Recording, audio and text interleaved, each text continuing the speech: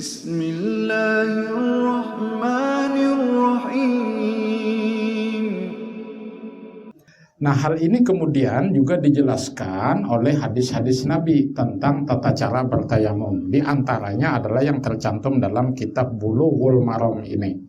Dan dalam salah satu hadis disebutkan dalam kitab ini bahwa Nabi itu diberikan beberapa kelebihan atau keutamaan dibandingkan dengan nabi-nabi yang lain. Salah satu kelebihan yang diberikan kepada Nabi dan umatnya itu adalah bahwa bumi ini itu bisa dijadikan sebagai alat atau tempat toharoh, yaitu tayamum tadi. Yang lain bumi bisa dijadikan tempat sujud atau masjid. Artinya kita sholat tuh di mana aja, yang penting di permukaan bumi itu boleh, tidak mesti harus di tempat khusus. Yang penting tempat itu tadi adalah bersih dari najis.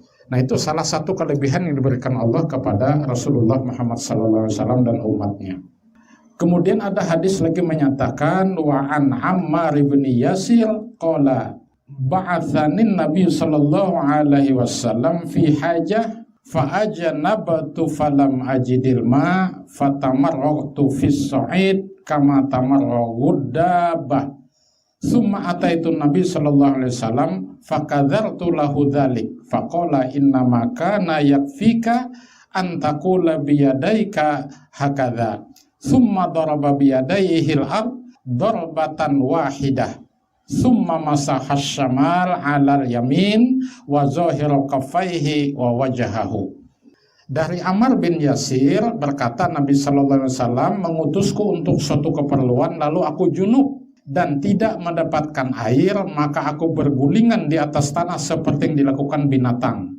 Kemudian aku mendatangi Nabi sallallahu alaihi wasallam dan menceritakan hal itu padanya. Rasulullah bersabda, sesungguhnya engkau cukup dengan kedua belah tanganmu begini. Lalu Nabi menepuk tanah sekali, kemudian mengusapkan tangan kirinya atas tangan kanannya, punggung kedua telapak tangan dan wajahnya. Muttafaqun alaih. Muttafaqun alaih itu artinya hadis ini sama-sama diriwayatkan oleh Bukhari dan Muslim. Jadi hadis ini ternyata ada salah seorang sahabat itu yang belum tahu tentang tata cara bertayamum. Ketika beliau diutus, yaitu Ammar bin Yasir tadi, kemudian beliau itu junub. Maka ketika akan sholat, beliau berguling-guling di atas tanah seperti binatang yang berguling-guling di atas tanah karena beliau tidak menemukan air. Nah, ketika disampaikan kepada Rasul, lalu Nabi mengatakan, beliau menepuk tanah sekali, kemudian mengusapkan tangan kirinya atas tangan kanannya, punggung kedua telapak tangan dan wajahnya. Artinya hadis ini sudah jelas menyatakan ketika kita bertayamum tentu tidak berguling-guling tadi, cukup dengan menepukkan kedua telapak tangan kita ke tanah atau ke tempat yang ada debunya, ada tanahnya, itu cukup sekali. Lalu disapukan ke tangan dan ke wajah. Nah, hadis yang pertama ini menyebutkan tangan dulu baru wajah. Tapi hadis-hadis yang lain menyebutkan wajah dulu baru tangan. Makanya sering saya menyampaikan, berbeda dengan wudhu, kalau wudhu itu jelas harus tertib. Tertib itu artinya berurutan gitu, tidak boleh ditukar-tukar urutannya itu. Kenapa demikian? Karena antara ayat dan hadis yang menjelaskan tentang wudhu itu sama urutannya. Makanya ulama fikih menyebutkan wudhu itu harus tertib. Bila tidak tertib, tidak sah wudhunya. Nah, berbeda dengan tayamum, menurut saya tidak ada rukun itu tertib. Kenapa? Karena beberapa hadis Nabi itu berbeda. Ada yang muka dulu baru tangan, ada yang tangan dulu baru muka. Cuma kita di Muhammadiyah tetap muka dulu baru tangan. Pertimbangannya apa? Ayat menyebutkan muka dulu baru tangan. Tapi kalau tangan dulu baru muka boleh tidak? Boleh. Hadis Nabi menyebutkan begitu. Di sini disebutkan menepukkan tangan ke tanah tadi cukup sekali. Sangat berbeda dengan yang diajarkan oleh para ustadz, para guru agama kita di sekolah. Karena memang sebagian besar kan tidak Muhammadiyah. Saya juga diajari guru agama saya sejak SD sampai SMP bertayamum itu 2 kali menepuk tangan itu ke tanah. Jadi tepukan sekali dulu ke tempat tertentu gitu kan, plek, ditiup atau digoyang-goyang begini gitu kan, baru disapukan ke muka. Dan menyapunya itu jangan seperti wudhu, digosok-gosok gitu, tidak. Kalau wudhu itu kan membasuh memang digosok-gosok. Tapi kalau menyapu, sampai ke menyapu kepala itu tidak perlu, pokok asal lewat aja tangan.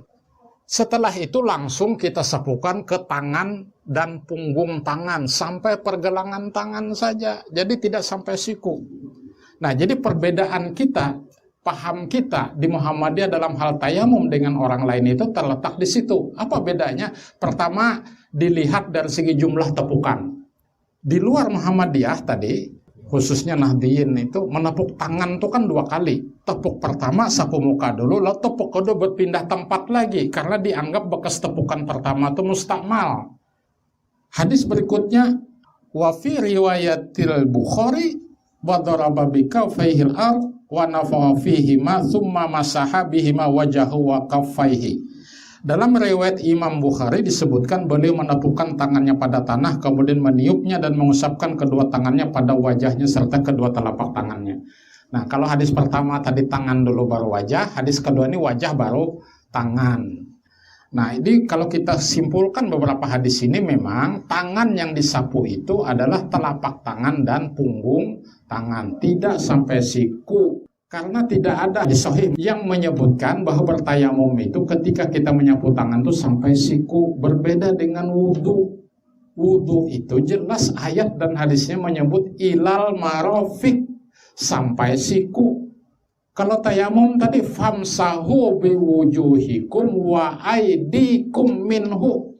Tidak ada wa aidikum ilal marafiq. Jadi kalau kita bertayamum menggunakan baju lengan panjang, tidak perlu lengan baju itu digulung. Karena kita menyapunya itu hanya cukup telapak tangan dan punggung tangan saja. Jadi sangat ringkas. Ini tidak berarti kita di Muhammadiyah itu menggampang-gampangkan urusan ibadah. Karena memang contoh Nabi seperti itu. Kemudian bahkan Nabi menyatakan, nah ini yang dhaif ya. Wa an ibni Umar radhiyallahu anhuma qala Rasulullah sallallahu alaihi wasallam at-tayammumu darbatun lil wajhi wa darbatun lil yadaini ilal mirfaqaini.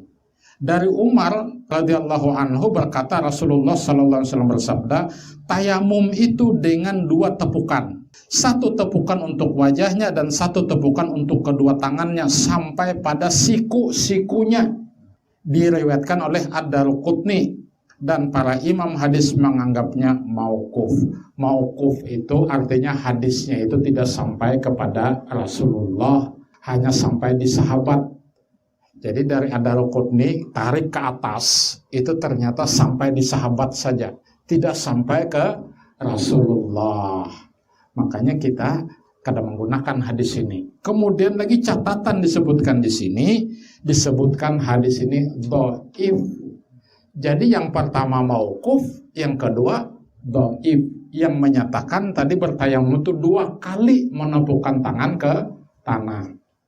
Nah, sekali lagi kita tidak menggunakan hadis-hadis dhaif sebagai landasan untuk melaksanakan amal ibadah.